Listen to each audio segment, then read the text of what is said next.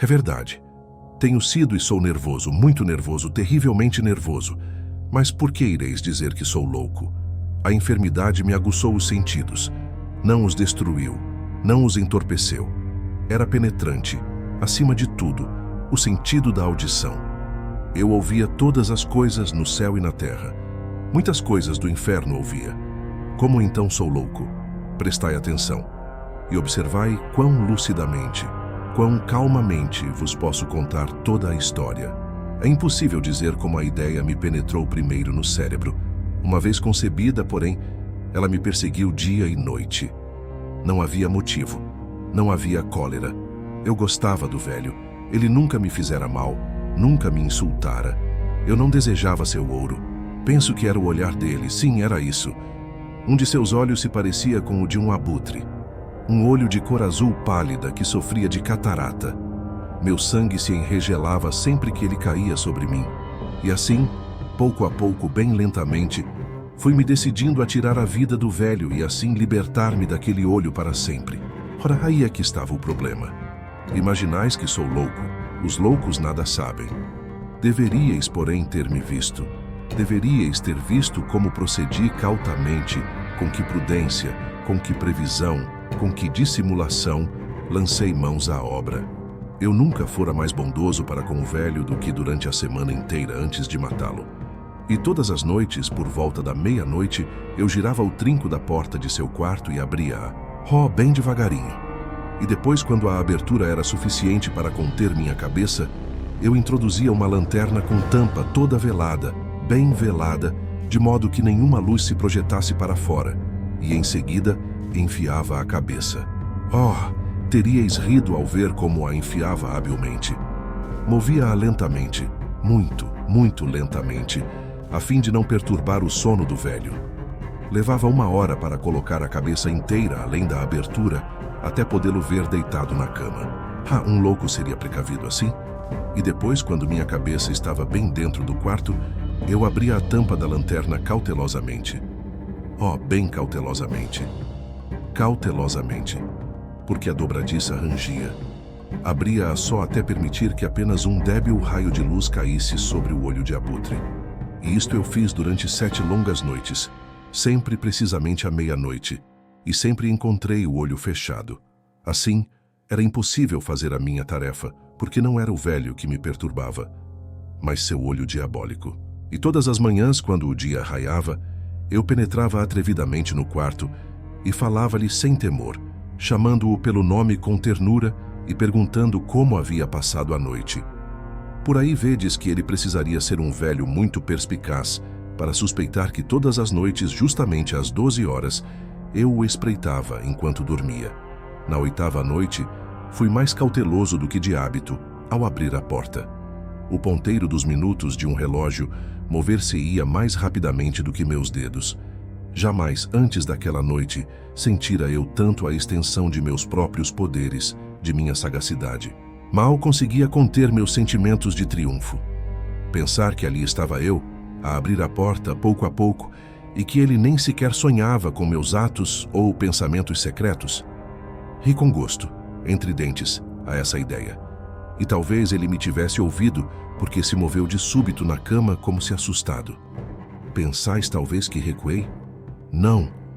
O quarto dele estava escuro como piche, espesso de sombra, pois os postigos se achavam hermeticamente fechados por medo aos ladrões. E eu sabia, assim, que ele não podia ver a abertura da porta.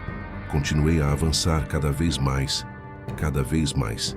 Já estava com a cabeça dentro do quarto, e a ponto de abrir a lanterna, quando meu polegar deslizou sobre o fecho de lata e o velho saltou na cama, gritando: "Quem está aí?" Fiquei completamente silencioso e nada disse. Durante 1 hora inteira, não movi um músculo, e por todo esse tempo não o ouvi deitar-se de novo.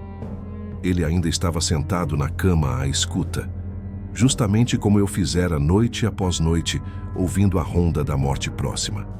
Depois, ouvi um leve gemido e notei que era o gemido do terror mortal. Não era um gemido de dor ou de pesar, não.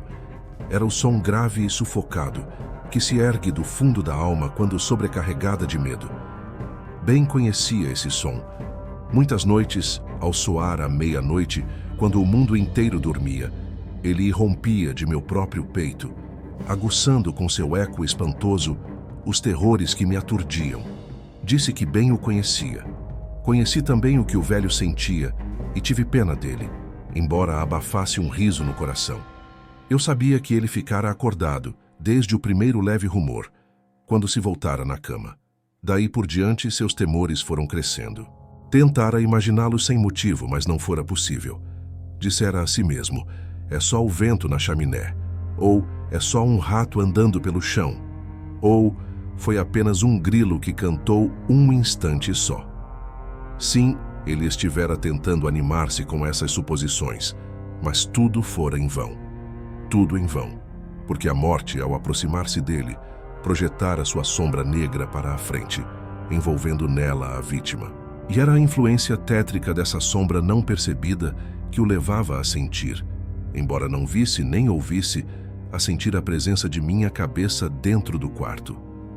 Depois de esperar longo tempo, com muita paciência, sem ouvi-lo deitar-se, resolvi abrir um pouco, muito pouco, a tampa da lanterna.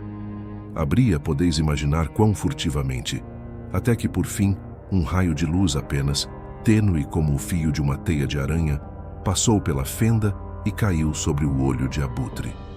Ele estava aberto, todo plenamente aberto, e ao contemplá-lo minha fúria cresceu.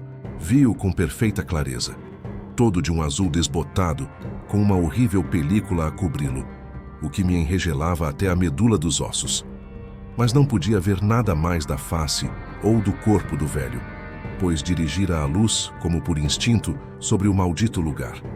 Ora, não vos disse que apenas é superacuidade dos sentidos aquilo que erradamente julgais loucura? Repito, pois, que chegou a meus ouvidos um som baixo, monótono, rápido, como o de um relógio, quando abafado em algodão. Igualmente eu bem sabia que som era. Era o bater do coração do velho. Ele me aumentava a fúria como o bater um tambor estimula a coragem do soldado. Ainda aí, porém, refreei-me e fiquei quieto. Tentei manter tão fixamente quanto pude a réstia de luz sobre o olho do velho. Entretanto, o infernal tantã do coração aumentava. A cada instante ficava mais alto, mais rápido, mais alto, mais rápido. O terror do velho deve ter sido extremo. Cada vez mais alto, repito, a cada momento. Prestai-me bem atenção? Disse-vos que sou nervoso. Sou. E então, aquela hora morta da noite, tão estranho ruído excitou em mim um terror incontrolável. Contudo, por alguns minutos mais, dominei-me e fiquei quieto. Mas o bater era cada vez mais alto. Julguei que o coração ia arrebentar. E depois, nova angústia me aferrou. O rumor poderia ser ouvido por um vizinho. A hora do velho tinha chegado. Com um alto berro, escancarei a lanterna e pulei para dentro do quarto. Ele guinchou mais uma vez só. Num instante arrastei-o para o soalho e virei a pesada cama sobre ele. Então sorri alegremente por ver a façanha realizada. Mas durante muitos minutos, o coração continuou a bater, com som surdo. Isto, porém, não me vexava. Não seria ouvido através da parede. Afinal, cessou. O velho estava morto. Removi a cama e examinei o cadáver. Sim, era uma pedra morta. Coloquei minha mão sobre o coração e ali a mantive durante muitos minutos. Não havia pulsação. Estava petrificado. Seu olho não mais me perturbaria. Se ainda pensais que sou louco, não mais o pensareis quando eu descrever as sábias precauções que tomei para ocultar o cadáver. A imite avançava e eu trabalhava apressadamente, porém em silêncio. Em primeiro lugar, esquartejei o corpo. Cortei-lhe a cabeça, os braços e as pernas. Arranquei depois 3 pranchas do soalho do quarto e coloquei tudo entre os vãos. Depois recoloquei as tábuas com tamanha habilidade e perfeição que nenhum olhar humano, nem mesmo o dele, poderia distinguir qualquer coisa suspeita. Nada havia a lavar, nem mancha de espécie alguma, nem marca de sangue. Fora demasiado prudente no evitá-las. O Matina tinha recolhido tudo. Terminadas todas essas tarefas, eram já 4 horas. Mas ainda estava escuro, como se fosse meia-noite. Quando o sino soou a hora, bateram à porta da rua. Desci a abri-la de coração ligeiro, pois que tinha eu agora a temer? Entraram 3 homens que se apresentaram com perfeita mansidão, como soldados de polícia. Fora ouvido um grito por um vizinho durante a noite. Despertara-se a suspeita de um crime. Tinha-se formulado uma denúncia à polícia e eles, soldados, tinham sido mandados para investigar. Sorri, pois que tinha eu a temer? Dei as boas-vindas aos cavalheiros. O grito, disse eu, fora meu mesmo em sonhos. O velho, relatei, estava ausente no interior. Levei meus visitantes a percorrer toda a casa. Pedi-lhes que dessem busca completa. Conduzi-os afinal ao quarto dele. Mostrei-lhes suas riquezas em segurança, intactas. No entusiasmo de minha confiança, trouxe cadeiras para o quarto. E mostrei desejos de que eles ficassem ali para descansar de suas fadigas, enquanto eu mesmo, na desenfreada audácia de meu perfeito triunfo, colocava minha própria cadeira precisamente sobre o lugar onde repousava o cadáver da vítima. Os soldados ficaram satisfeitos. Minhas maneiras os haviam convencido. Sentia-me singularmente à vontade. Sentaram-se e, enquanto eu respondia cordialmente, conversaram coisas familiares. Mas, dentro em pouco, senti que ia empalidecendo e desejei que eles se retirassem. Minha cabeça doía e parecia-me ouvir zumbidos nos ouvidos. Eles, porém, continuavam sentados e continuavam a conversar. O zumbido tornou-se mais distinto. Continuou e tornou-se ainda mais distinto. Eu falava com mais desenfreio, para dominar a sensação. Ela, porém, continuava e aumentava sua perceptibilidade, até que, afinal, descobri que o barulho não era dentro de meus ouvidos.